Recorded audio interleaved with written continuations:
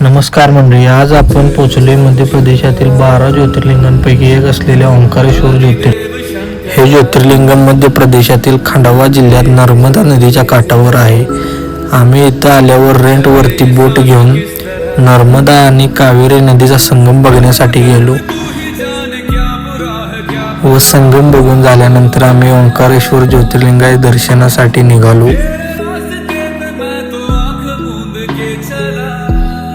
नदीतून शंकराचार्यांचा पुतळा पाहिला व दर्शनासाठी निघालो व तिथे गेल्यानंतर बघितले तर लांबच लांब दर्शनासाठी रांगा लागल्या होत्या। 2 तास रांगेत उभं राहिल्यानंतर फायनली मुख्य दर्शन मार्गाजवळ पोहोचलो।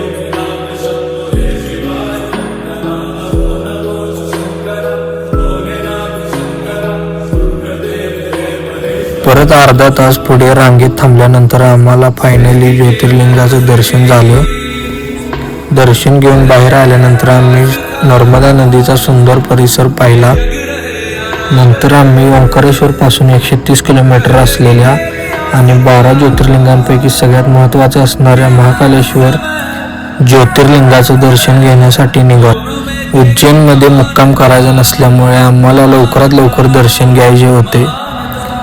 इथे गर्दी कमी असल्यामुळे लवकर दर्शन झाले।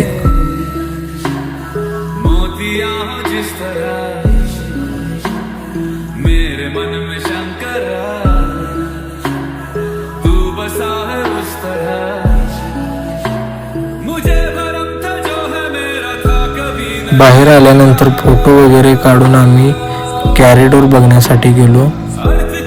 कॉरिडॉरमध्ये पोहोचल्यानंतर ब्रह्मा, विष्णू आणि महेश यांची मूर्ती बघून झाल्यानंतर गणपती बाप्पा व बजरंग बली यांची मूर्ती बघितली व नंतर कार्तिक स्वामींचा स्टॅच्यू बघितला व पुढे गेल्यानंतर समुद्र मंथनाचे दृश्य बघितले।